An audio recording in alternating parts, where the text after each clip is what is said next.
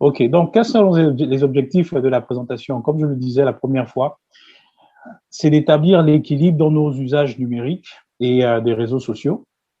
C'est l'objectif de cette présentation. Le deuxième objectif, c'est de rester en bonne santé émotionnelle, intellectuelle et spirituelle dans nos usages. Et on va le comprendre tout au long de la présentation. Le troisième objectif, eh ben, c'est bel et bien le fait de se procurer le livre, le lire. Donc voilà, c'est la raison d'ailleurs pour laquelle j'ai incité tout le monde à, à pouvoir lire le livre et aujourd'hui justement pouvoir échanger et que vous voilà que vous posiez des questions et que voilà sur ça on évolue. Et le quatrième objectif, c'est bel et bien la sensibilisation. Donc sensibiliser les gens autour de nous sur voilà ce qu'il y a comme dérives liées justement au numérique. Donc voilà un peu le décor. Non, les objectifs présentés justement. Bon, quel est le décor? Le décor, il est très simple. Il n'y a rien de personnel. La présentation ne s'attaque pas à une personne particulière dans le groupe. Donc, ça veut dire qu'il n'y aura pas du politiquement correct. Je ne tiendrai pas compte forcément de qui est dans la salle pour animer la présentation parce que ça peut biaiser un peu sur le contenu. Donc, voilà, rassurez-vous, dans tout ce que je dirais, il n'y aura pas de politiquement correct. Je dirais, je nommerai les mots sur les faits. Et voilà. Donc, il n'y a rien de personnel. Il faut juste comprendre un peu ce qui est dit. Et deuxièmement, la déconnexion directe est possible. Si jamais vous n'êtes pas, voilà, vous êtes occupé, vous pouvez vous déconnecter, il n'y a pas de souci. Troisièmement, l'équilibre sur le sujet. Je ne présenterai pas seulement le mauvais côté du numérique, il y aura aussi le bon côté. Dans un premier temps, et bien entendu, je vais pointer du doigt ce qui justement m'a amené à écrire le livre. Et enfin, le quatrième point, c'est mon profil. Voilà, je vous entretiens sur le sujet parce qu'aujourd'hui, ben voilà, je suis dans le domaine du numérique et j'ai une formation qui me permet aujourd'hui de pouvoir voilà, me prononcer là-dessus. Donc, je vais un peu vite, hein, vous pouvez constater, c'est parce que je vois qu'il y a beaucoup qui étaient déjà à la première séance et qui connaissent ça. Donc, je crois qu'il y a certains qui n'étaient pas. Donc, voilà. Donc, petit rappel, on parle des médias et des réseaux sociaux. Ben, le numérique, justement, vient s'inscrire là-dedans. On a compris la fois passée que les médias et les réseaux sociaux sont des canaux de diffusion de l'information. Et quand on parle des médias, par exemple, eh ben, on a la télévision, on a la radio, on a la presse écrite, la presse en ligne. Ils ont pour mission d'informer, d'éduquer et de divertir. Et on a compris que les médias, en fait, diffusent l'information dans un sens plus ou moins unilatéral. Donc, c'est de eux que l'on reçoit l'information. Ils produisent l'information et il arrive souvent qu'ils développent des programmes interactifs, donc qui peuvent avoir, on va dire, donner lieu à de l'interaction entre des téléspectateurs et des animateurs. Mais là encore, une fois de plus, on a compris que c'est très limité parce que il y a le temps et il y a beaucoup de contraintes. Donc, l'émetteur de l'information a toujours, on va dire, un monopole du contrôle de tout ce qui se fait en quelque sorte. Donc, le téléspectateur, il est beaucoup plus en mode réception. Tandis que dans les réseaux sociaux, c'est le contraire. Et ben, le téléspectateur ou encore voilà, les citoyens, les internautes peuvent lui-même créer sa plateforme, l'animer et produire de l'information et la diffuser. Et donc ici, on comprend que l'interactivité est tout à fait différente. Donc, dans la mesure où il peut y avoir des conversations, il peut avoir tout ça, tout ce qui peut relever, en tout cas, de la diffusion de l'information. Et on a compris que l'origine des réseaux sociaux remonte donc aux États-Unis, à la Silicon Valley, où le premier réseau social a été créé, à savoir 6 Degrees, et par la suite MySpace, qui justement permettait aux Américains de pouvoir s'exprimer dans des plateformes publiques en ligne pour justement voilà créer voilà de l'information, créer des communautés, etc.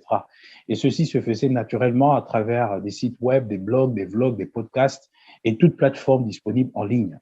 Et ça se faisait donc à la Silicon Valley. Et par la suite, il y a Facebook qui va être créé, YouTube et tous les réseaux sociaux que vous connaissez aujourd'hui. Donc l'idée, c'est vraiment faire en sorte qu'il y ait un certain bilatéralisme, si ça peut se dire, si je peux l'exprimer ainsi, c'est-à-dire que l'information peut être diffusée par une personne et susciter des réactions et de là engager des conversations entre personnes et ceci naturellement à travers les réseaux sociaux. Donc c'est ça vraiment l'idée des réseaux sociaux, permettre à tout le monde de créer son contenu et de pouvoir échanger avec les gens librement, et ce, de façon gratuite. Ceci dit, ça nous permet de comprendre que le numérique, et voilà, nous sommes quotidiennement amenés à, voilà, à utiliser voilà, tout ce qui relève du numérique. Alors, ici, pour cette première, on va dire cette deuxième session, parce que ceci m'introduit donc à la deuxième session, il y a quelque chose à savoir. Une réalité à savoir, c'est que rien ne va arrêter l'évolution numérique. Et plusieurs raisons l'expliquent. La première raison, c'est déjà la crise sanitaire, hein, qui a vu, à cause d'elle, en fait, beaucoup de téléprocédures ont été mises en place parce que il faut éviter les contacts humains et donc, du coup, éviter que le virus se propage. Voilà. Donc, du coup, la mise en place des téléprocédures a accéléré justement l'intérêt ou l'utilisation des réseaux sociaux et des outils numériques. Donc, ça, c'est un fait. La deuxième chose, c'est que, bien sûr, c'était une aubaine pour les GAFAM. On a compris ce qu'étaient les GAFAM, donc Google, Apple, Facebook, Amazon et Microsoft, qui vont développer davantage des outils numériques et qui, pourquoi? Parce que la demande va accroître. Le télétravail, par exemple, est de rigueur dans certains pays. Je ne sais pas, par exemple, au Gabon, si c'est déjà le cas, mais il y a certains métiers où on n'est plus amené à aller physiquement dans son lieu de travail. On peut rester à la maison et utiliser son ordinateur pour travailler. Donc, le travail à distance. Pourquoi? À cause de la Covid. Donc, ceci a amené en fait les entreprises à avoir recours à certains outils de travail en ligne. Et donc, ce qui veut dire que c'est une aubaine, effectivement, comme je le disais, pour les GAFAM. Donc, ce sont là des raisons qui poussent justement les acteurs technologiques à davantage s'investir dans les créations numériques. Deuxième chose, le développement économique. Bien sûr, à cause de la crise, il y a eu beaucoup d'entreprises qui ont été créées pour, on va dire, dites-moi si je vais vite hein, ou pas, parce que à cause du temps, hein, faites-moi signe hein, dans les conversations si ça a l'air trop rapide ou trop technique. Mais c'est parce qu'il y a pas mal de slides. Donc, voilà. Donc, est-ce que ça va jusque-là?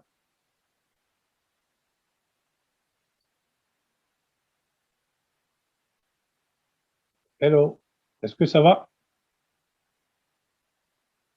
Fabrice, il y a un message. Alors, partager. Ok, oui, ça va, ça va, ça va. Ok, très bien. Donc, on peut y aller. Alors, quatrième raison, les enjeux politiques et professionnels. Bien sûr, à cause de la crise et aujourd'hui à cause des nouveaux outils numériques qui sont mis en place par les GAFAM, et les politiques aussi sautent sur l'occasion pour, bien sûr, développer par exemple la communication de proximité, permettre à ce qu'ils soient un peu plus proches des populations. C'est la raison pour laquelle vous pouvez voir par exemple des acteurs politiques, ils vont aller sur des réseaux sociaux, sur YouTube, sur TikTok, etc., pour faire passer leur message en fait, parce qu'ils savent que la population aujourd'hui est investie dans les réseaux sociaux et voilà quoi, on peut facilement avoir accès à l'information à travers les réseaux sociaux. Donc, les acteurs politiques aujourd'hui se sont appropriés le numérique. Et en plus de cela, il y a le côté professionnel. Aujourd'hui, quand tu as des compétences numériques ou informatiques, ça te facilite par exemple l'accès à certains emplois. Donc, voilà un peu ce qui l'explique professionnellement.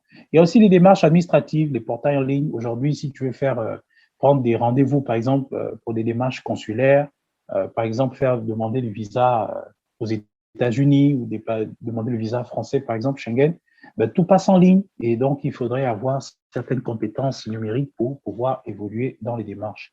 Donc, tout ça explique pourquoi le numérique ne va jamais s'arrêter.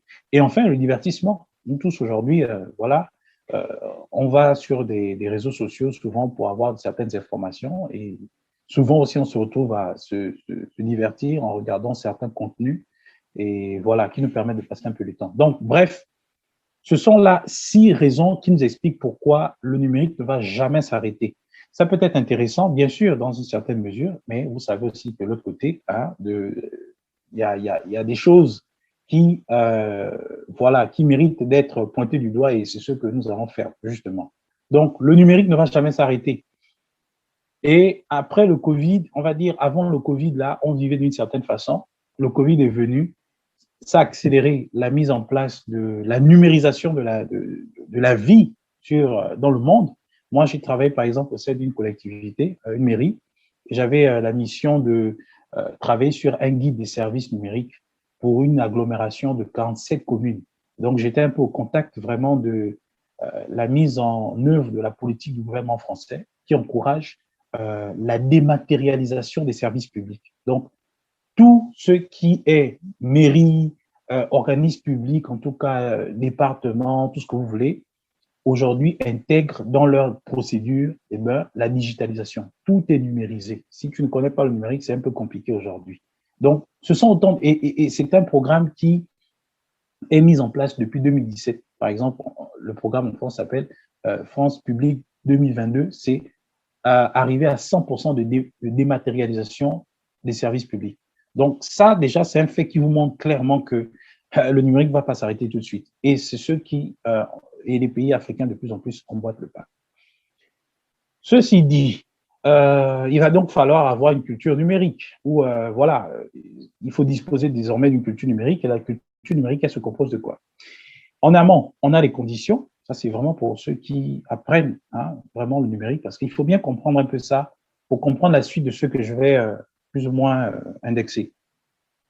Donc, en amont, on a la condition. Quelles sont les conditions qui permettent à ce qu'on parle de numérique? Premièrement, il faut un appareil connecté. Donc, ça peut être un smartphone, une tablette ou un ordinateur. En plus de cela, vous avez besoin des applications. Donc, ça peut être des réseaux sociaux. Vous avez peut-être Facebook dans votre téléphone, ou Instagram, Messenger, etc. Ou des applications spécialisées, peut-être une application d'une banque ou de la poste, par exemple. Et enfin, troisième chose, la connexion Internet. Donc, un téléphone, des applications à l'intérieur et la connexion Internet remplissent les conditions pour qu'il y ait activité numérique. En aval, donc, on parle des usages.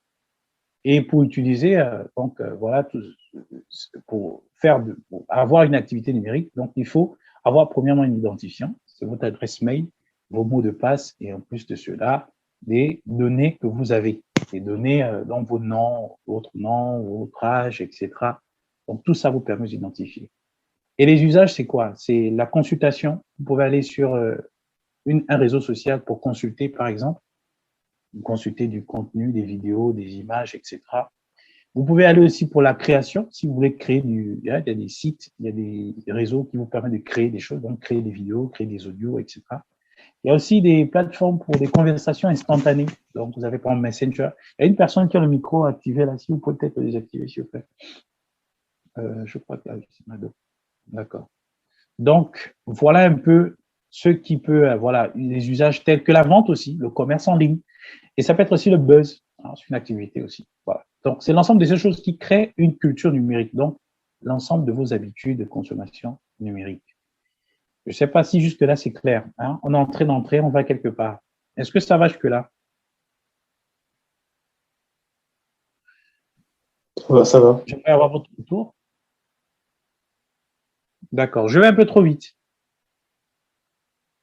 Non, moi non. D'accord. C'est qui parle là, s'il vous plaît? C'est Fabrice. Non, ça va. Fabrice, d'accord. Je ne sais pas, Yannick? Oui, on m'entend? C'est bon? Oui, oui. C'est bon? Tu m'entends? Oui, je t'entends. Oui, moi, je te suis tranquillement. D'accord, ok, c'est bon. Donc, pour les autres, ça va. Ok, on avance. Donc, ceci dit, le numérique se constitue donc de ça, des conditions et des usages. Alors, quand on parle d'usage, il faut savoir qu'en fait, il y a un rapport qui s'établit en fait. Parce que il y a un être humain et puis il y a quand même une machine, il y a un appareil connecté. Et ça se présente un peu comment? Ça se présente comme ça. Quand on parle de rapport, c'est un lien, c'est une relation. Donc, une relation au moins entre deux personnes, voire plusieurs personnes, plusieurs choses ou plusieurs entités. Donc, c'est vrai, on a une culture numérique, on a des activités qu'on peut entreprendre dans le numérique. Mais en plus de cela, on doit savoir qu'en fait, on est engagé dans une relation, dans un rapport, dans un lien justement numérique. Et quels sont les acteurs de ce rapport-là? Eh bien, il y a principalement deux acteurs, sinon trois. D'un côté, on a le développeur. Vous avez certainement entendu cette expression, un développeur web, par exemple. Et de l'autre côté, on a l'utilisateur. Donc, le développeur web, en fait, sa mission, c'est quoi? Eh bien, il crée un site Internet. il est créateur de sites Internet. Et ce qu'il fait, en fait, relève de quoi? C'est-à-dire, il peut, par exemple, travailler pour Amazon, Facebook, et on lui passe une commande, et sur cette base, eh ben, il crée le site. Il va structurer le site. Donc, ses missions, c'est ça. Il structure, il programme, il publie et il actualise. Donc, il va structurer le site web sur la base d'un langage qu'on appelle, par exemple, le langage HTML. Il y a plusieurs langages, hein, il y a plusieurs éditeurs de code qui peuvent permettre à la construction d'un site. Et quand il construit le site, ben, il le structure. Il peut avoir la page d'accueil. Après la page d'accueil, on a un menu déroulant. Dans le menu déroulant, si on clique sur le bouton, ça nous permet d'accéder à telle fonctionnalité, etc., etc. Et la programmation, justement, il essaie de coordonner un peu certaines activités qui peuvent vous permettre de naviguer dans un site Internet. Donc, excusez-moi, ça va un peu piquer. Cette fois-ci, c'est un peu technique par rapport à la première fois. C'était l'introduction et là, ça va être un peu plus technique. Donc, du coup, le développeur, c'est lui qui conçoit le site Internet et c'est lui qui conçoit naturellement l'application. Au passage, une application, c'est en fait un site Internet qui est créé, mais qui était converti en application, donc qui est compatible à un dispositif mobile. C'est-à-dire qu'on peut désormais l'utiliser dans un téléphone. C'est la raison pour laquelle vous allez voir que l'interface de Facebook dans un téléphone est un peu différente de celui qui est dans un ordinateur. Donc, voilà. Mais c'est juste une conversion qui est faite. Mais c'est le site Internet. Donc, le développeur, il crée ça. Et de l'autre côté, on a l'utilisateur qui ne fait qu'une seule chose. Hein. Il ne fait qu'utiliser, c'est tout. Il utilise dans le cadre qui a été créé, en fait, le site dans le cadre qui a été créé. Donc, soit dans un ordinateur, soit dans un téléphone. Et comme vous pouvez constater, le rapport entre ces deux-là, le lien, ou ce qui est entre justement ces deux acteurs-là, c'est ce qui est au milieu là, que j'ai appelé A. Il fait penser à quoi? Ça vous fait penser à quoi? Quelqu'un peut me donner Algorithme. Ok, très bien. A comme algorithme. En effet, les algorithmes, on en a parlé la fois passée, j'ai parlé un peu de façon générale, mais là, on va un peu voir de façon pratique. Les algorithmes, c'est quoi un algorithme? Les algorithmes sont des règles de traitement automatisées déterminant la présentation, l'affichage de contenu et les séquences qui forment les services des réseaux sociaux. En français simple, les algorithmes sont justement des règles de programmation qui permettent le bon fonctionnement de quelque chose, hein, de façon générale. Mais quand on est dans le contexte du numérique, ça permet le bon fonctionnement, soit d'un site Internet, soit d'une application, etc., etc. Et donc, le mot algorithme, c'est donc un outil de programmation. Vous savez, en toute chose, il faut programmer. Hein. Quelqu'un disait que celui qui échoue dans la planification planifie l'échec. Donc, celui qui échoue dans la programmation programme l'échec. Et un concepteur, son but, c'est de faire en sorte que sa création puisse fonctionner en bonne et due forme. Donc, il faudrait, pour cela, créer un certain nombre de règles pour que le développement de cette création puisse justement être garanti. Donc, les algorithmes, c'est un mot, en fait, si vous vous rendez compte, c'est pas juste propre au domaine du numérique, de l'informatique et de la technologie. On vit les effets des algorithmes chaque jour que Dieu fait. Exemple numéro 1, on a par exemple la cuisine. Quand vous voyez la cuisine, par exemple, là, on a une recette qui est présentée. Eh bien, une recette, c'est quoi? C'est un ensemble de règles. Tu commences à couper les oignons. Après, tu mets la marmite au feu, tu mets un peu d'huile. 5 ou 2 minutes après, tu mets les oignons, tu tournes et par la suite, tu peux maintenant mettre, par exemple, la tomate et après la tomate, tu peux mettre les ingrédients, etc. Bref, voilà un algorithme. C'est un ensemble de règles. Si tu suis ces règles-là, en quelque sorte, tu vas atteindre le succès dans ce que tu veux faire. Donc, ça, c'est pour le cas de la cuisine. Dans le cas de l'avion, par exemple, prenons le cas du transport, on a parlé de l'avion. Et l'avion, franchement, pour moi, c'est l'une des inventions humaines les plus grandes. Franchement, pour moi, un avion, il n'y a pas plus bourré de technologie que ce genre d'engin-là. C'est vraiment immense. Et justement, les avions comportent plusieurs algorithmes parce que c'est plusieurs spécialités, plusieurs corps de métier qui sont retrouvés là. Vous avez ceux qui interviennent dans l'électronique, il y a ceux qui interviennent dans on va dire quoi, les fauteuils, ceux qui interviennent dans l'air conditionné, ceux qui interviennent dans le son, ceux qui interviennent dans la connexion Internet. Donc, il y a tellement de spécialités qui sont réunies en un seul engin que c'est très facile pour nous de comprendre ce qu'est l'algorithme lorsqu'on regarde un avion, par exemple. Moi, mon défunt père était mécanicien d'aviation, en tout cas d'avion. Et souvent, on voyait dans ses cahiers plusieurs schémas avec des nombres, des chiffres, des codes, on ne comprenait absolument rien. Lui, il se pouvait comprendre, mais en fait, aujourd'hui, avec un peu de recul, je comprends que c'était les algorithmes. Donc, il étudiait les algorithmes, le fonctionnement, la programmation, d'accord, des moteurs et tout ça. Là. Bref, c'est la même chose quand on voit dans la troisième image, ici, dans le domaine médical, par exemple, vous avez des appareils médicaux qui permettent d'identifier, en fonction de certaines réactions, quelle maladie il y a, etc. Ce sont les algorithmes qui sont mis là, programmés dans ces machines-là. Et enfin, vous avez, dans notre domaine qui nous intéresse, les réseaux sociaux, eh ben, vous avez une personne qui est en face d'un ordinateur et derrière lui, il y a des algorithmes de programmation qui permettent de répondre à sa demande, à ses besoins, à ses centres d'intérêt, à ceux qu'il aime, à ceux qui n'aiment pas, etc., etc. Donc, ce qu'on doit retenir, c'est quoi? C'est que l'usage est fortement déterminé par la programmation du concepteur de l'outil.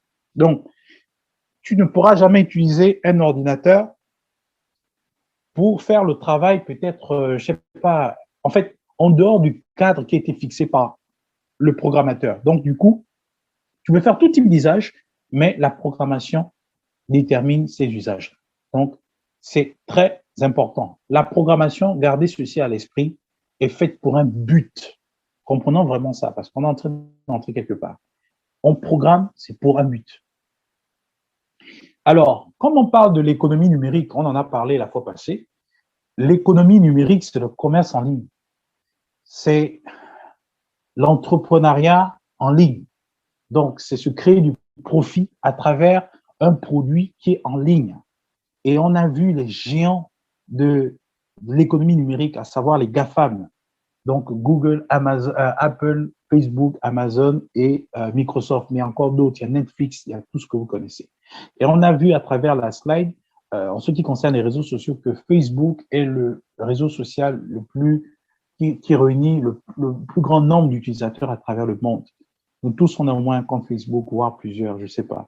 Et il y a encore beaucoup d'autres réseaux sociaux comme ça. Donc, ce sont des acteurs de l'économie numérique. Alors, qu'est-ce qui caractérise un acteur de l'économie numérique? Premièrement, la satisfaction des besoins numériques de son utilisateur, de son client.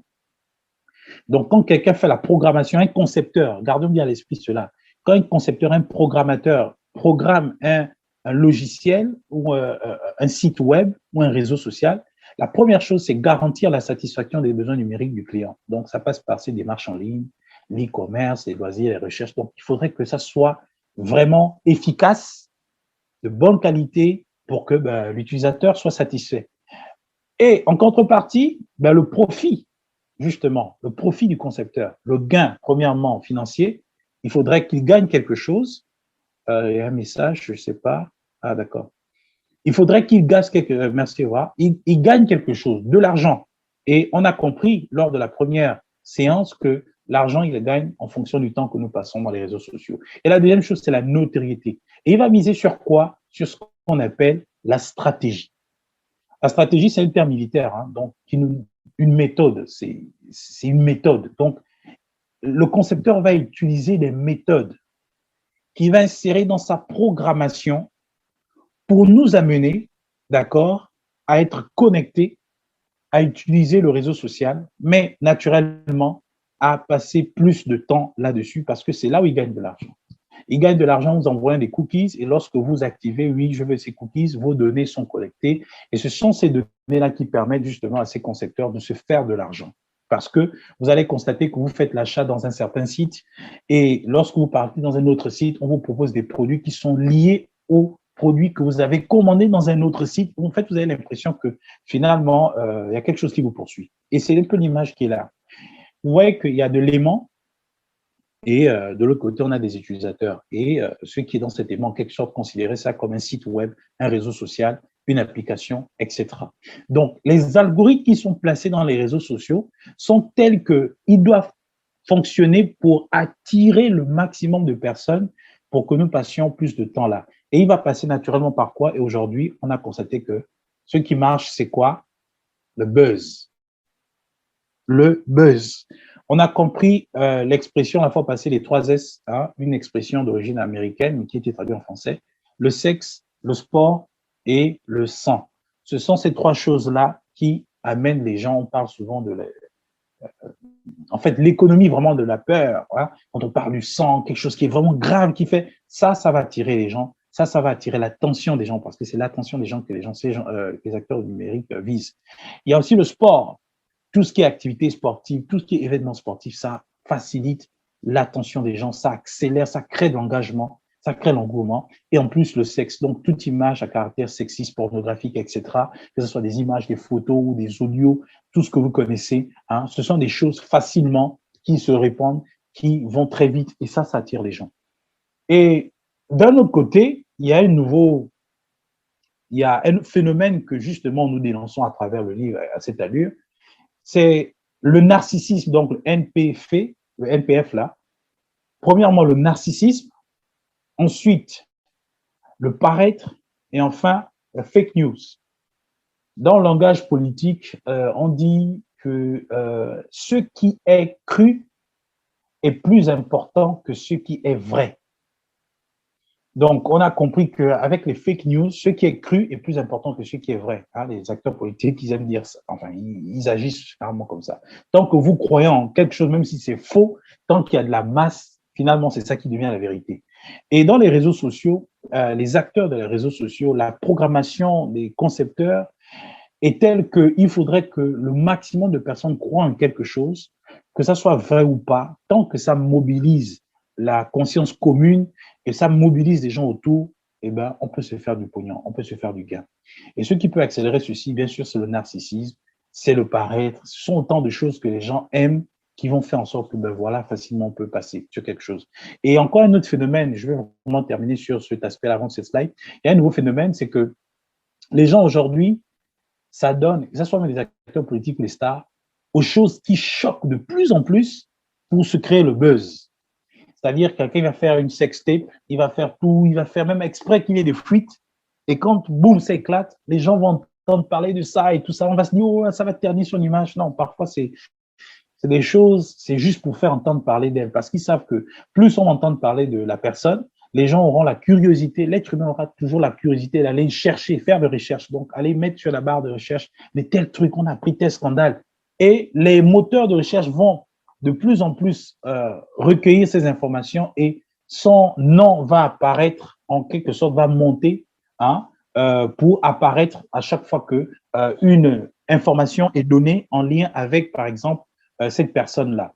Donc, c'est pour dire que aujourd'hui, il y a des personnes qui se font du buzz en passant par quelque chose qui peut être scandaleux. Par exemple, en France, on a entendu tout récemment, je ne sais pas vous qui suivez l'actualité, le président de la République, par exemple, Emmanuel Macron, a dit « Moi, j'ai envie d'emmerder les Français ». Il a lâché ce mot-là. Mais les acteurs, les commentateurs politiques, les experts et tout ça ont dit « Mais il est conscient de ce qu'il dit. Il sait que ça, c'est une stratégie de com. Ça va faire le buzz autour. » Et aujourd'hui, il y a beaucoup d'autres acteurs politiques qui, justement, utilisent ce genre de stratégie, c'est-à-dire dire des choses rudes, dire des choses un peu crues, dire des choses un peu de façon radicale pour que ça crée une certaine émotion. Et voilà pourquoi, dans le domaine politique, aujourd'hui, ce qui paie, c'est la politique des émotions. Donc, on joue beaucoup avec les émotions des gens. On joue beaucoup avec ce qui peut sortir un peu de l'ordinaire, ce qui peut choquer les consciences, positivement ou négativement. Donc, c'est ça qui crée le buzz. C'est ça qui permet aux algorithmes de pouvoir rehausser la cote de popularité en ligne d'une personne. Donc, c'est ça en quelque sorte qui est placé dans les applications, dans les réseaux sociaux, qui attirent de plus en plus les gens. Et ça crée une culture, celle naturellement du buzz. Et comme je le disais, il y a le narcissisme, le paraître et le fake news qui entrent en ligne de compte. Donc, on va prendre un cas, celui d'Instagram. Franchement, Instagram n'est plus à présenter, mais on va le faire juste pour le petit protocole. Instagram, de façon simple, est une application donc, qui était un réseau social qui est spécialisé dans le partage de photos et de vidéos, fondé et lancé en octobre 2010 par l'Américain Kevin Systrom et le Brésilien Michel Mike Kringer. Et depuis 2012, l'application appartient au groupe américain Meta, anciennement appelé Facebook. Donc, Meta, voilà. Alors, Instagram, c'est en quelque sorte aussi Facebook, mais bien sûr avec une différence près, avec des spécificités. Ce qui vraiment caractérise Instagram et ce qui est listé juste en bas là. Mais bien sûr, la liste est exhaustive, mais n'est pas exhaustive. Mais bon, je vais prendre quelques éléments caractéristiques qui nous permettent de comprendre un peu Instagram. Je sais qu'il y a beaucoup qui sont sur Instagram. Moi, j'y étais, mais bon, je n'y suis plus, je maîtrise pas vraiment la chose, mais je connais quelques éléments qui caractérisent ce réseau social. Premièrement, Instagram est basé sur le visuel. Donc, tout ce qui relève de l'image. Donc, de belles photos, belles vidéos, publications de qualité. Donc, ça, c'est vraiment quelque chose qui garantit un bon départ sur Instagram. Donc, si tu as des photos où derrière, voilà, c'est la forêt, c'est les poubelles, c'est des maisons inachevées, tout ça, machin. Donc, voilà, sois-en sûr. Les algorithmes qui sont derrière ce réseau social-là ne vont pas te classer dans les premiers résultats, en tout cas, parce que, ben voilà, c'est l'image. Deuxième chose, Instagram dispose de filtres, donc dans ses fonctionnalités, et ces filtres-là peuvent permettre d'embellir le visage, de rendre beau. Instagram, franchement, c'est le lieu de la beauté. On n'est pas là-bas quand on n'est pas sur Instagram s'il n'est pas beau. Je peux me permettre de le dire. Donc, vous voyez, par exemple, j'ai pris l'image de la dame, la fille, qui est là. D'un côté, il y a une image où elle a des boutons, par exemple, sur le visage, des balles un peu presque partout. Et de l'autre côté, elle est complètement surdosée de filtres dans son visage. Donc, ça montre clairement que sur Instagram, on peut avoir une autre image, on peut avoir un autre visage, on peut avoir une autre identité. Et beaucoup de personnes s'investissent dans ce sens-là. Deuxième élément sur Instagram, c'est que Instagram est thématique. Donc, si tu veux réussir sur Instagram, tu te mets sur Instagram et tu restes sur une seule thématique. Tu ne vas pas dire que tu es une star qui fait, par exemple, la promotion des habits et après-demain, on voit que tu fais la promotion, par exemple, des plats, je ne sais pas, plats traditionnels africains, le mkoumou, je sais pas, le zey, ou bien, je sais pas, la patate, je sais pas trop quoi. En fait, ou bien tu fais la promotion maintenant de draps, ça ne passe pas. Donc, les moteurs, les algorithmes qui sont derrière vont comprendre qu'en fait, la personne n'est pas professionnelle. Donc, voilà. Et c'est également engageant. Donc, Instagram, c'est quelque chose qui engage les communautés. Ensuite, il y a un fil d'actualité qui est basé sur les goûts de l'utilisateur. Donc, voilà, lorsqu'on se met sur Instagram, on regarde, en fonction de tes goûts, de tes recherches, tu verras un certain fil d'actualité qui ne sera pas forcément celui qu'on retrouvera dans le téléphone d'une autre personne. Il y a, en plus de cela, de la concurrence de la visibilité. Et c'est là où, justement, ça devient intéressant parce que Instagram, c'est en quelque sorte l'univers des plus beaux, des plus élégants, ceux qui parlent mieux, ceux qui font toujours plus que les autres. Et donc, du coup, vous imaginez, si on est basé sur le visuel, la concurrence est rude. Et du coup, il faut faire tout pour vraiment se créer une place, notamment à travers ce qui est beau. Et une fois de plus, pour avoir suivi le premier live, vous avez compris que j'ai beaucoup parlé de narcissisme, en l'occurrence ce narcissisme luciférien qui veut qu'on puisse admirer de façon excessive ce qui est admiratif chez nous et le promouvoir de façon à ce qu'on embarque des gens à aimer chez nous ce qui est admiratif. Donc, c'est ce qui, justement, a été fait dans le ciel par Lucifer, l'ange déchu, qui a justement été séduit par lui-même du fait de sa beauté, qui est devenu narcissique et qui, justement, a été précipité à cause, justement, de ce péché-là. Donc, Instagram, justement, accélère cette recherche pour la visibilité. Et beaucoup, aujourd'hui, justement, payent pour être de plus en plus visibles. Donc, ce qui veut dire qu'il faut de plus en plus s'investir dans la publication, donc se filmer en permanence. Tous les acteurs d'Instagram, il y a deux types d'acteurs. Il y a des acteurs qui sont passifs, il y a d'autres qui sont actifs. Les actifs, c'est ceux qui créent du contenu, ce sont les influenceurs, après on parler peut-être des anciennes stars, qui créent un compte Instagram et qui deviennent vraiment, qui se créent encore de l'audience, ou des simples personnes, citoyens lambda, qui peut-être, comme disait Fabrice Eboué, voilà, qui montrent peut-être voilà une partie de leur corps, et voilà, puisqu'apparemment c'est ce qui marche, c'est ce qui fait le buzz, qui créent justement des audiences, des abonnés, etc. Et ben voilà, eux, c'est les créateurs, donc c'est des acteurs actifs. Les autres acteurs, ils sont passifs. Pourquoi? Parce qu'eux, ils consultent seulement. Donc, vous pouvez vous situer aujourd'hui. Alors, on a constaté qu'il y a trois éléments qui se passent en fait lorsque voilà, des gens se mettent dans Instagram. Vous savez, Instagram, c'est vraiment l'image. Hein. On dit qu'une image vaut mieux que 1000 mots. Donc, par l'image, les gens se bâtissent.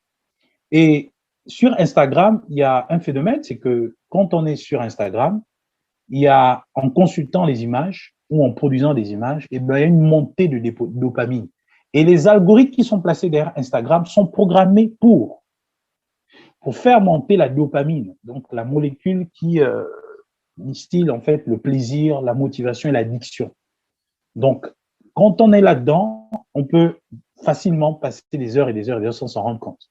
Et ça passe par quoi? En bas, vous voyez, j'ai mentionné les notifications, les courtes vidéos et la qualité de l'image. Donc, quand à chaque fois on voit des notifications, c'est rouge. Vous savez, le rouge, c'est très facile, c'est pour marquer l'attention. Donc, feu rouge, on s'arrête. Donc, c'est pour arrêter. Si on était attentionné sur quelque chose, on s'arrête tout de suite, on se concentre sur ce qui attire notre attention à travers le rouge. Donc, notifications, des messages. En plus de ça, des vidéos courtes, flirt, c'est-à-dire quelque chose qui est très court. Ça donne l'envie d'en savoir plus. Et les algorithmes, les concepteurs savent ce secret-là. Donc, rien n'est fait de façon anodine. En plus, la qualité de l'image, mais plus que c'est le beau, plus que c'est le paradis, plus que c'est la beauté parfaite, mais facilement ça attire. Et vous voyez souvent les galeries qui sont dans Instagram, mais ça donne vraiment envie de ne pas sortir. Donc, les algorithmes là sont programmés pour. Donc, ça monte la dopamine. Et on passe au deuxième élément, c'est la comparaison sociale. Donc, les nouveaux comportements prennent le dessus sur les anciens comportements. Voilà pourquoi vous allez voir une personne, lorsqu'elle est vraiment investie dans les réseaux sociaux, que ce soit Instagram, Facebook, Twitter, etc., en l'occurrence Instagram et Facebook, on peut voir que la personne peut adopter de nouveaux comportements qui n'ont rien à voir avec sa réelle personne. Donc, ça passe par quoi? Des éléments qualitatifs, une fois de plus, la qualité de ton visage, donc la beauté physique, le corps, les vêtements, les lieux que tu fréquentes, les personnes que tu fréquentes, ce que tu manges, bref, vous tous, vous savez un peu ce qui se passe sur Instagram. Donc ça, c'est l'élément qualitatif. Et aussi l'élément quantitatif, donc le nombre de photos. En effet, lorsqu'on se rend sur un compte Instagram, par exemple, d'une star ou d'un influenceur, lorsqu'on voit que il y a tellement de photos avec tellement de grandes personnes, avec tellement de belles choses, avec tellement, mais ça nous conduit à nous comparer naturellement, qu'on le veuille ou pas, on va se comparer. Et ça nous conduit donc au troisième élément, c'est quoi? La validation sociale, donc la course pour la validation sociale. Donc, cette envie de dire, moi, dans tout ça, qu'est-ce que je deviens ou qu'est-ce que je suis? Et donc, du coup, moi aussi, je peux faire quelque chose. Et moi aussi, je peux faire quelque chose. Et animé par quoi? Naturellement, en bas, on voit les complexes, le narcissisme, la perte d'identité, la perte d'estime de soi, la vulnérabilité affective. Donc, en fait, on court vers la promotion de soi pour aussi s'affirmer parce qu'on voit qu'en face de nous, il y a des personnes qui s'affirment. Mais ce qu'on doit savoir, et ça c'est très important s'il vous plaît, moi je parle en tant que communicant, j'ai fait une formation en journalisme et je comprends un peu ce que c'est de façon générale. Hein. Et là je parle sous le contrôle de Yannick qui est dans la caméra, il pourra peut-être le attester, je ne sais pas.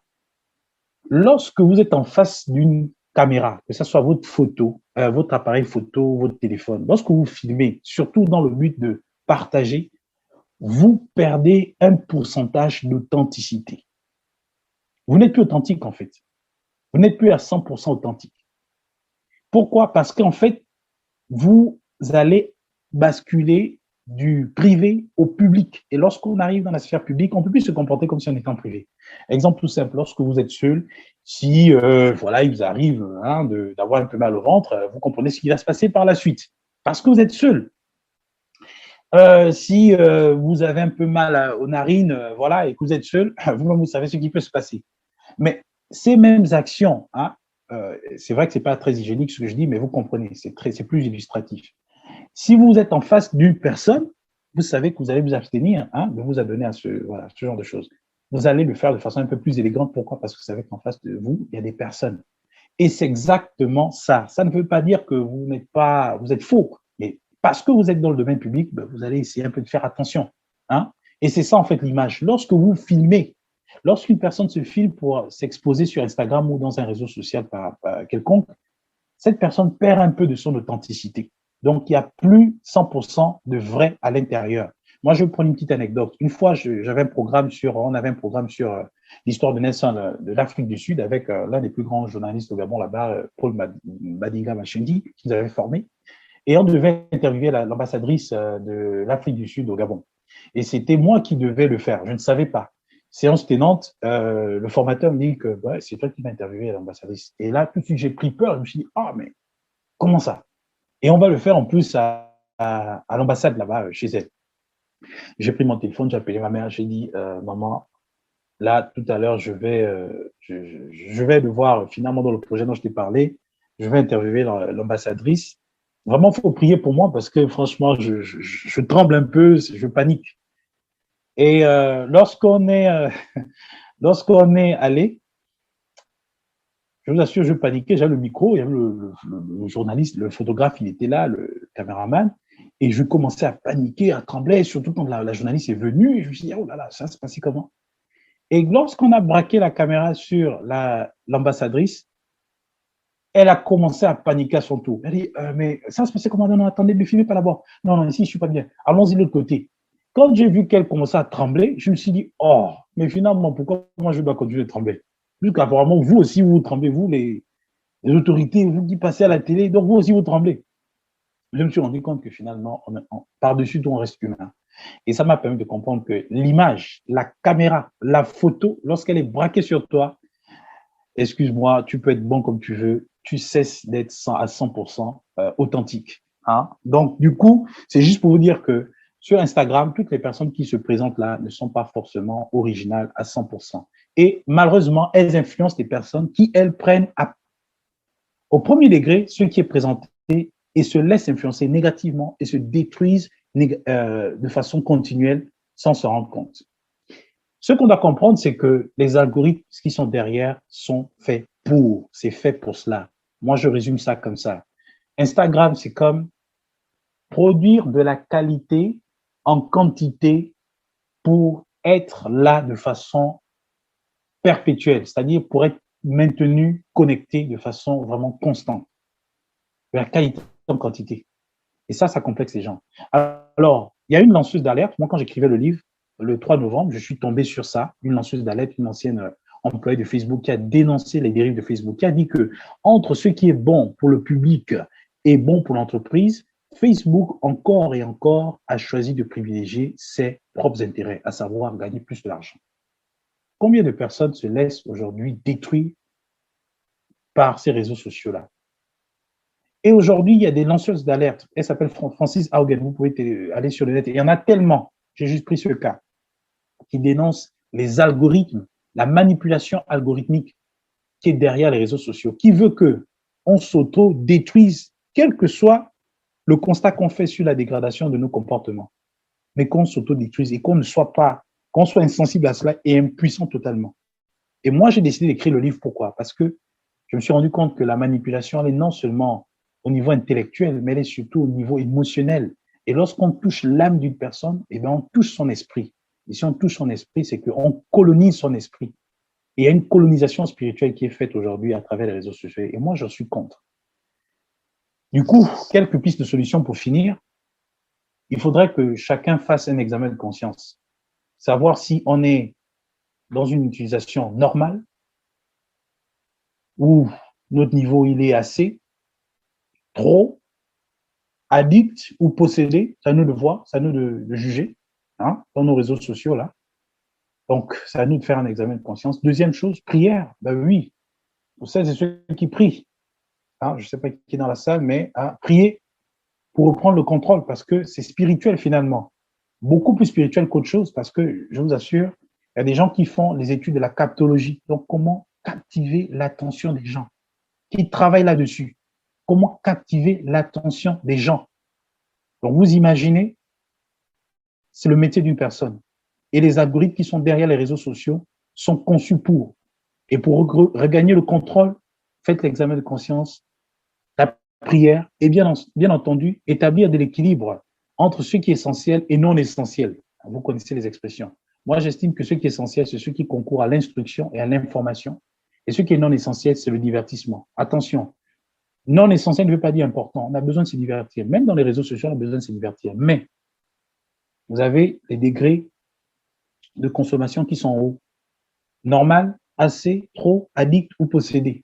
C'est à nous de voir. Et enfin, la lecture de livres papier. Ça peut nous sortir un peu de la dépendance du numérique, des réseaux sociaux en l'occurrence. Les livres papier, vous avez naturellement les livres sacrés, la Bible.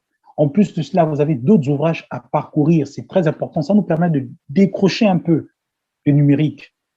Et enfin, vous avez le sport, le contact à la personne. C'est important parce qu'on est en train d'arriver dans une société qui est de plus en plus dématérialisée et qui le sera davantage. Donc, si on ne fait pas déjà l'équilibre aujourd'hui, il nous sera très difficile de modifier nos comportements parce que la séduction est de plus en plus forte et seule la rigueur et la vigilance pourra nous permettre d'échapper au contrôle des algorithmes, des cupides que sont les GAFAM, parce que ça, il faut le dire. Et je vous recommande donc un dernier point, la conférence de Philippe de Villiers, qui est un auteur français, un homme politique qui est conservateur en même temps catholique. Il a sorti le livre Le jour d'après, qui fait un peu penser au documentaire L'instant d'après.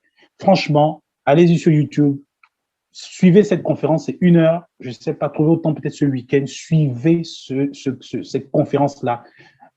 Quelqu'un qui parle du monde dans lequel nous sommes et ce qui va bientôt arriver avec la digitalisation aujourd'hui de tout ce que nous connaissons.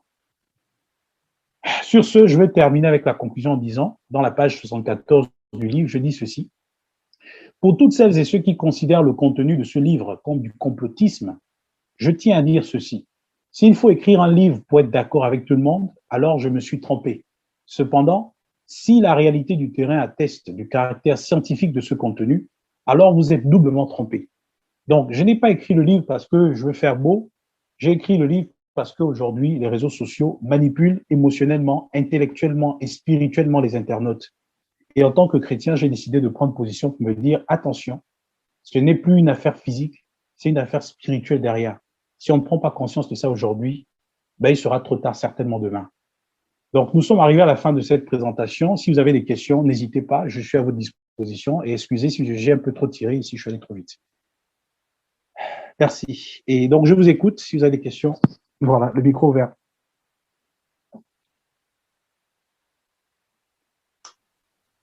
Ouais, on m'entend? Oui. Vas-y. Ouais, concernant un peu la conférence de Philippe de Villiers, tu disais qu'on peut la retrouver sur YouTube? Sur YouTube, je vous enverrai le lien. Attends, je le fais tout de suite dans la barre dans la conversation. Sinon, je vous écoute si vous avez des questions en rapport avec… voilà, allez-y. Oui, tu parlais des moment questions moi, je voulais un peu savoir, juste une question. Tu parlais au moment des cookies. Cookies, c'est pas cookies ou cookies, là. Oui. Ouais, c'était quoi encore le rôle là? Parce que j'entends souvent beaucoup parler cookies. Même moi, sur l'ordinateur, je vois souvent cookies. On demande d'accepter ou pas. Bon, moi, souvent, je clique comme ça, hein, sans forcément savoir de quoi il s'agit. Tu vois, donc, si tu peux un peu revenir en résumé un peu sur cookies là. Parce que tu en as un peu survolé un peu. Oui, de façon générale, les cookies sont en quelque sorte, c'est une sorte de demande officielle, hein, formelle, de collecter vos centres d'intérêt et en quelque sorte vos données. Donc, en fonction de cela, ils pourront diffuser certaines publicités qui pourront apparaître dans les pages dans lesquelles vous êtes. C'est-à-dire que, oui, le livre il est disponible en France sur Amazon. Vous allez sur Amazon, vous tapez à cette allure, vous allez le trouver. Donc, lorsque vous êtes sur une page, par exemple, et que tu vois, par exemple, apparaître cookies, en fait, des cookies, hein, il y a généralement une sorte d'affiche qui vient cookies, accepter ou pas accepter, ou continuer sans accepter. Bon, moi, généralement, je mets continuer sans accepter. Et il y a certains sites dans lesquels il n'y a pas la possibilité de continuer sans accepter. Donc, si on te met, par exemple, continuer cliquer pour accepter. Ben, quand tu acceptes, il y a un prélèvement de tes données qui est fait systématiquement ou automatiquement.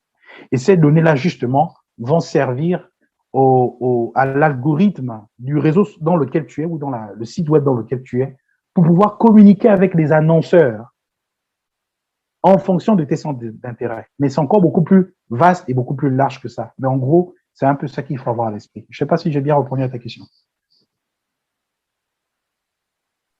Oui, oui, c'est bon, c'est bon, c'est bon. D'accord. OK, merci. D'autres personnes, d'autres questions? Allons-y.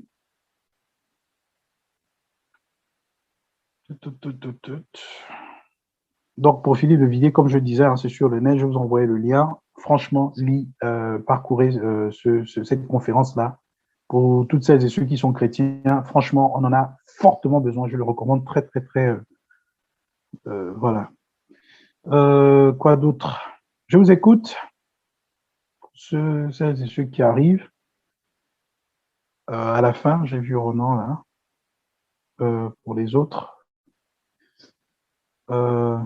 Donc, on a compris qu'en tout cas, je ne suis pas contre le numérique, hein, l'équilibre qu'on peut apporter entre les deux. Je ne suis pas contre le numérique. Le numérique, c'est une très bonne chose. Ça nous permet aujourd'hui d'ailleurs de communiquer de façon très concrète. Voici justement une activité numérique. Hein. On échange à travers Zoom, qui est un outil de collaboration, par exemple de travail professionnel, qui peut permettre des visios, qui peut permettre des webinaires. Donc, on a une connexion Internet, ça nous permet aujourd'hui voilà, de pouvoir échanger. C'est ça le numérique aussi. Il n'y a plus de frontières. Ça, c'est très bien. Mais après, la question que je me pose souvent pour des personnes qui sont croyantes, est-ce que tu peux faire une semaine aujourd'hui sans aller dans les réseaux sociaux? Quand je parle de réseaux sociaux, attention, il y a des réseaux sociaux qui engagent notre activité professionnelle, ça peut être, ou des outils numériques qui engagent notre activité professionnelle.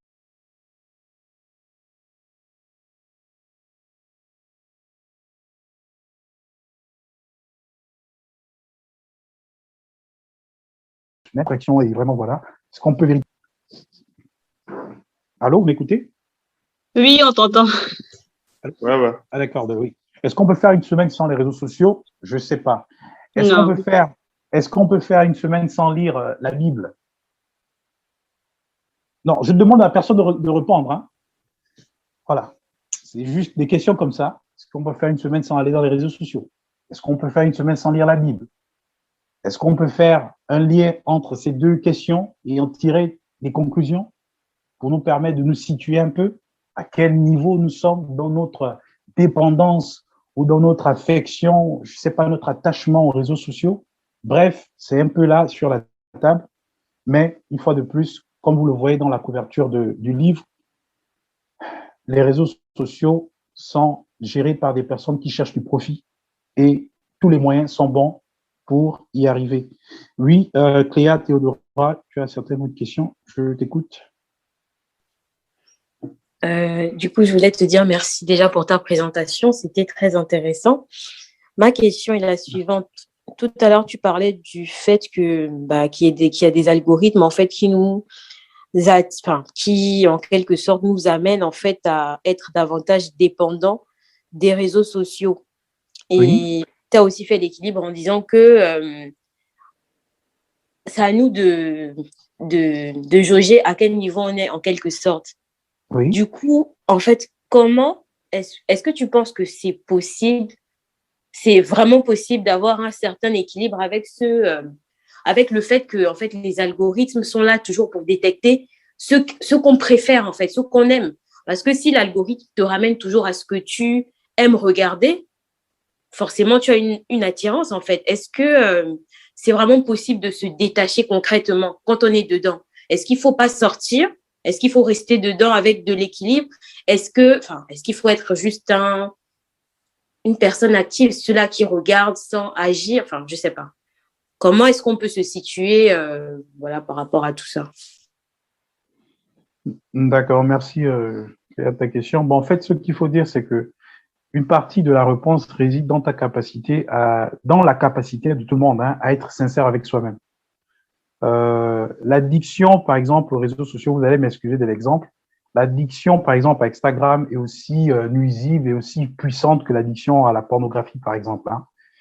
Parce que les symptômes sont les mêmes. C'est la raison pour laquelle je suis revenu un peu sur voilà, ces trois manifestations ou ces trois conséquences. Il y a la montée de la dopamine, il y a le rapport de comparaison et par la suite, ben, on cherche à aller à l'action, donc soit la validation sociale et quel que soit le contexte en fait dans lequel on développe une addiction. Donc, la première des choses déjà, c'est de se connaître soi-même, connaître quelles sont ses faiblesses lorsqu'on arrive dans un réseau social. Donc, c'est la raison pour laquelle je parlais un peu de se connaître d'abord soi-même, savoir que moi, quand je vais dans ce réseau social-là, franchement, si une personne ne m'appelle pas ou s'il n'y a pas une circonstance qui me sort de là, c'est difficile. Ben, radicalement, moi, je dirais à cette personne, ben, écoute, abstiens-toi d'abord pendant un certain temps. C'est un peu comme la toxicité des réseaux sociaux, elle est semblable aussi à la toxicité, j'ai du mal à bien prononcer ça, la toxicité de l'alcool, la cigarette. Hein. Donc, c'est la même chose. Hein. C'est juste que c'est tellement light, c'est-à-dire c'est par un téléphone, on ne ressent pas ça, mais c'est la même chose. Si un malade, c'est-à-dire qu'un addict à la cigarette doit aller consulter un médecin, je vous assure, il faudrait qu'on ait désormais des cliniques spécialisées pour les malades qui sont addicts aux réseaux sociaux. On en a besoin. On en a véritablement besoin parce que c'est des maladies. On ne se rend pas compte. Vous imaginez, on se réveille avec les réseaux sociaux, on passe toute la journée dans les réseaux sociaux et on va se coucher avec des réseaux sociaux. Comment ne pas être dépendant de quelque chose qui est constamment avec nous en longueur de journée? Donc, on est obligé d'être d'abord sincère avec soi-même et se dire, bon, quelle est la radicalité que je dois avoir désormais avec ce réseau social qui est en train de changer mon comportement et ce de façon négative. Donc, c'est d'abord la sincérité avec soi-même. Hein? C'est vraiment la première chose, être sincère, honnête avec soi-même. Et la deuxième chose que moi je dirais, c'est que les réseaux sociaux, les algorithmes qui sont placés, c'est placé par des hommes qui veulent un objectif. Moi, je fais ces présentations pourquoi? J'ai sorti le livre pourquoi? C'est pour qu'on ait conscience de ce qui se passe derrière, pour qu'on sache comment prendre le dessus. Bon, le réseau social n'est pas mauvais. Moi, je ne dénonce pas tout. Hein. Je ne dis pas que tout est mauvais. Si tu as besoin d'une information, tu peux y aller, mais tu dois savoir que, désormais, comme je sais que eux, leur but, c'est que je sois là pendant longtemps, ben, je vais passer désormais 3 minutes plutôt que 15 minutes, plutôt que 1 heure. Est-ce que vous voyez un peu? Donc, avoir conscience de ce qui se passe derrière, ça peut déjà vous aider à pouvoir surmonter le problème. Donc, ça, c'est très, très important. Et puis, enfin, la dernière chose, ben, vous n'êtes pas né, on n'est pas né avec les réseaux sociaux. Hein. On est né, voilà, on n'est pas né avec ça. Le mensonge des réseaux sociaux, c'est de nous faire croire que c'est indispensable, c'est qu'on ne peut pas vivre sans. Mais c'est fou. Donc, voilà. Donc, je ne sais pas si j'ai répondu. Première chose, être honnête être sincère avec soi-même.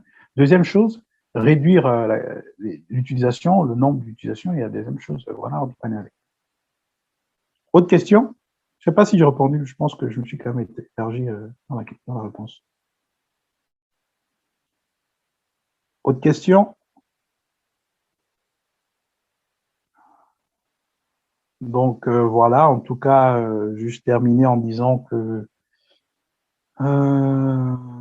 ok, d'accord, Cléa. D'accord. Donc, il y a des lanceurs d'alerte. Moi, ce que je fais, c'est l'éveil des consciences.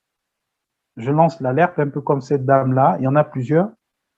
Et voilà, si on peut contribuer vraiment à faire passer le message. Donc, vous, l'objectif, comme je le dis souvent, c'est vraiment de comprendre cela.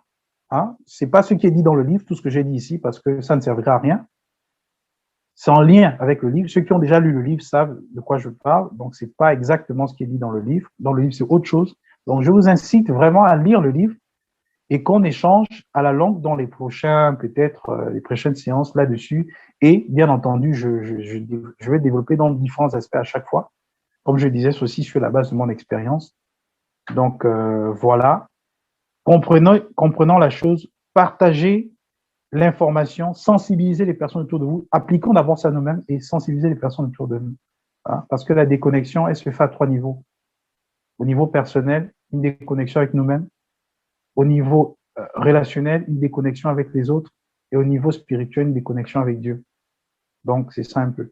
Bon, allez, je ne veux pas trop tirer. Nous sommes à 21h50. J'ai beaucoup tiré un peu. Donc, voilà, je vous ai donné un peu toute la substance de cette présentation. Et je vous remercie en tout cas de votre présence Et j'espère que vous serez aussi là pour le prochain live. Ce sera naturellement pas la semaine prochaine. Hein. Le but aussi, c'est qu'on ne s'habitue pas tout le temps. C'est aussi ça, c'est important. Donc, bref, en tout cas, je vous remercie. Cléa, tu peux baisser ton bras? Je ne sais pas si c'est une question, mais sinon, je ne sais pas, pour lever la confusion. D'accord. OK. Bon, ben, on va dire bonsoir à tout le monde. En tout cas, bonne soirée. OK. Bonne soirée à tout le monde. Au revoir. Bonne soirée. Bonne soirée à tout le monde. Ouais.